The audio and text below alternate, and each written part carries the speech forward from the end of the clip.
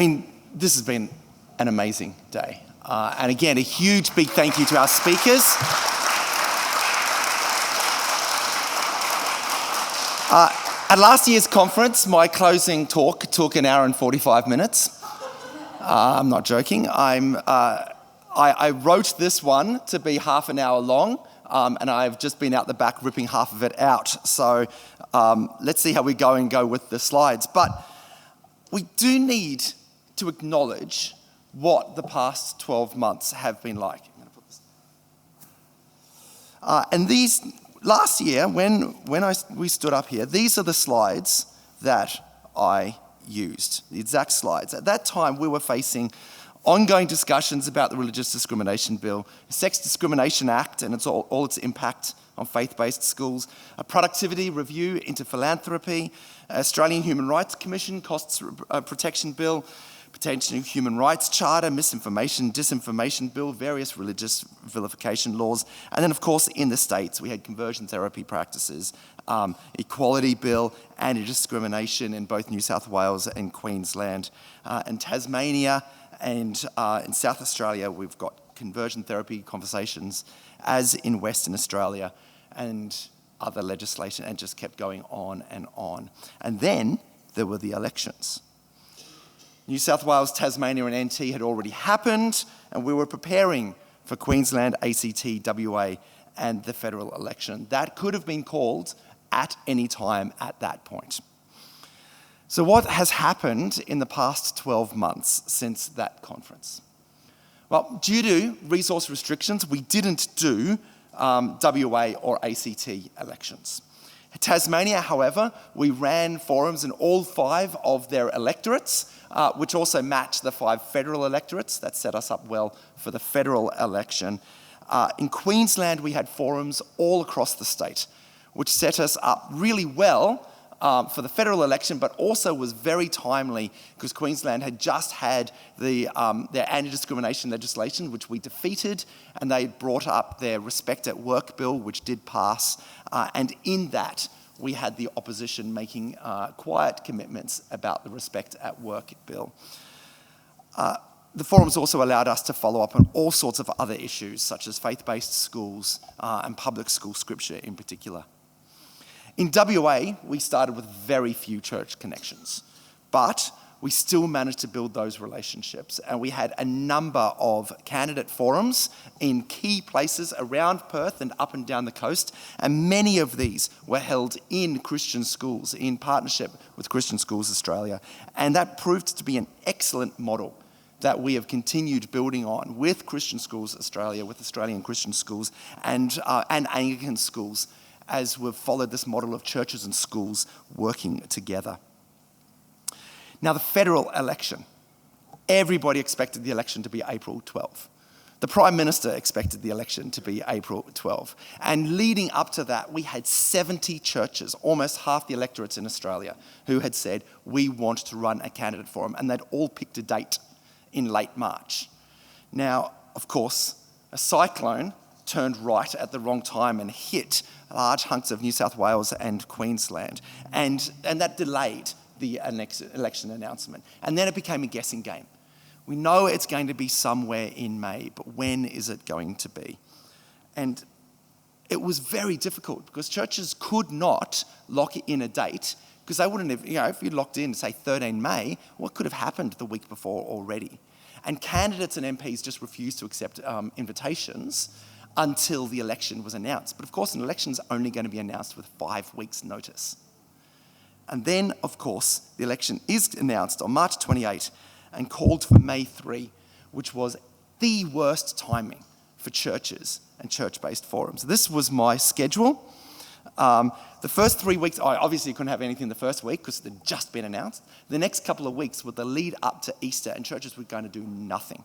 That next week was that break between Easter and Anzac Day when everyone went on holiday, including all the ministry staff, which gave us literally 1 week when we could run candidate forums. And nonetheless, we still had 35 of those forums happen. In many cases, churches just said, we don't have time, we don't have a day. And many cases when churches found a date, they couldn't get their candidates to lock in. But we had 70 churches who want to work with us and 35 events that actually happened. And we think, under the circumstances, that was an extraordinary outcome. For the first time that something like this has ever happened. And we got commitments. I'm not going to read them out to you, but there they are up on the screen. Labor's commitments to us and the coalitions. You can find them on our website, freedomforfaith.org.au/commitments. But we had put together between these a promise that Labor would not cut a deal with the Greens and the coalition would protect religious freedom. So put together the worst case scenario, if both sides keep their promises, it's always an if, but the worst case scenario is nothing happens. And we don't go forwards, but we don't go backwards. The best case scenario is we negotiate a religious discrimination bill and a deal for schools that works for our faith communities and is supported in a bipartisan way, because there will not be a deal with the Greens.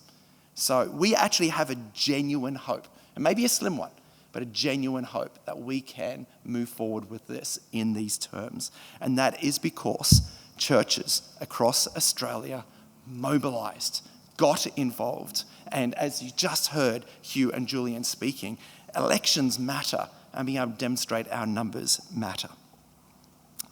In the past elections, politicians tried to avoid giving us promises.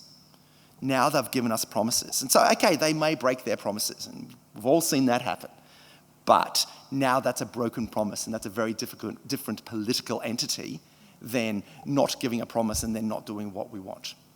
So the forums did achieve two things. They gave us our commitments, but they also gave us the relationships with churches across the country, the 70 who said yes, and all the others who said, oh, it's hard at the moment for us to think about. It's April, it's Easter, it's all these sorts of things. And we can pick up all those conversations again for the next elections, for Victoria, for New South Wales, for the next federal election. I'm going to skip through talking about specific issues because Mark didn't go around and give you guys lolly snakes. But I would like to talk about where that leaves us. So, again, at the end of last conference, we had a 4-strand strategy. Legal analysis and submissions. Does that come on? Yes. Faith leader support, candidate forums at election time, and contact your MP. What Hugh and Julian were talking about, writing real human letters to our MPs. And if you've been following our newsletter, if you've been seeing the various fights and the various issues, the conclusion is, it's working.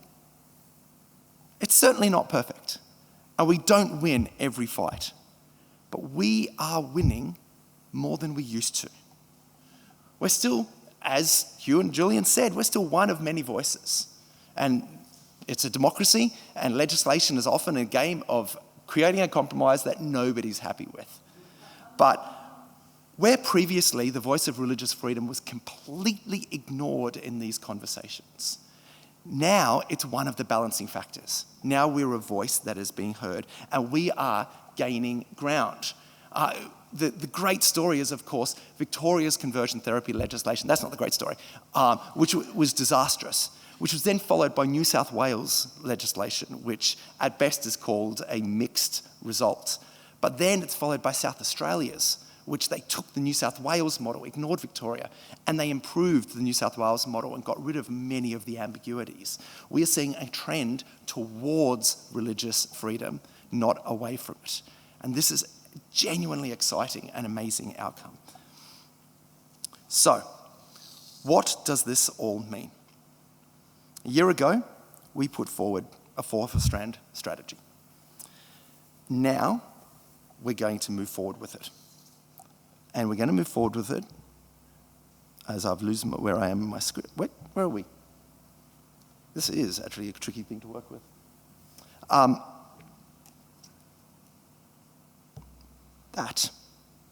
We want to add an extra line into the 4-strand strategy, which is equipping and mobilising churches. So we are going to double down on the 4 things that we have been doing. They're working, they're successful, and now we want to go for stretch goals.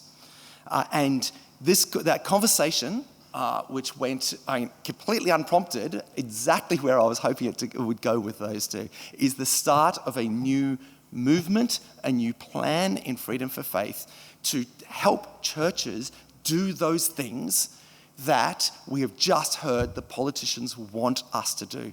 They crave the relationship with faith communities, with churches, and we're going to equip them to do so.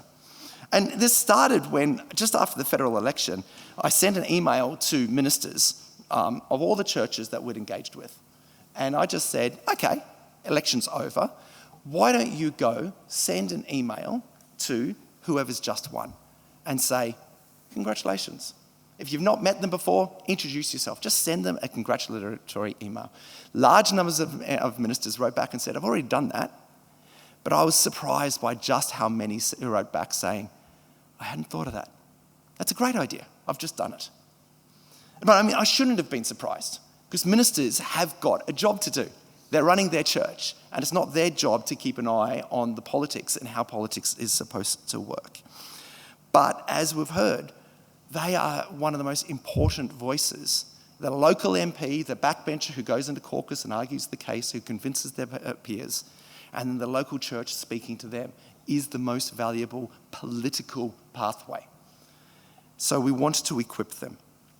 I'm going to be sending out later a video with Senior Minister Mark Tuff, who is the rector of Laylaw Park Anglican Church, an average-sized Anglican church, who's been loving his local MPs for an extensive period of time and built a great relationship with his federal MP, who just happens to be the Federal Attorney General. And now he has got a real relationship with the most important lawmaker in Australia. And so we want to be able to build these sorts of things. So we are going to double down on submissions. Of course, you've heard from the great minds up the front who are on our board that we are the premier legal think tank on religious freedom. We're here to serve and help the denominations. And we're going to help the denominations and the churches be politically effective. And this will include a bit of a relaunch of the Freedom for Faith Public Library. Now, the library has been a function of Freedom for Faith for as long as we've been here, I believe. And it includes our physical library, which is housed in the Don Robinson Library at Moore College, but it's also our online library, which at the moment has been a repository of articles, of submissions, of thinking about religious freedom. Over the next few months, we're going to be putting a lot of effort into making it the premier repository of news, of opinion, of information, of submissions, of legal analysis of religious freedom. We want our public library to be the place that all Christians and people of all faith go to understand what is the situation with religious freedom.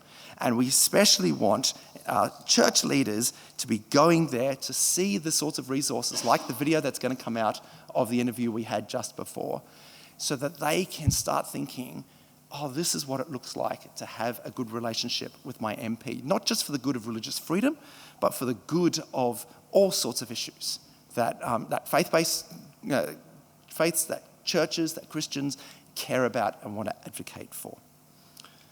The long-term plan is that every MP, federal or state, has a trusting relationship with multiple churches and other faith communities in their electorate. That we have these sorts of relationships, because that is how religious freedom will be protected in the long run. So that's our strategy for the upcoming year. Further resourcing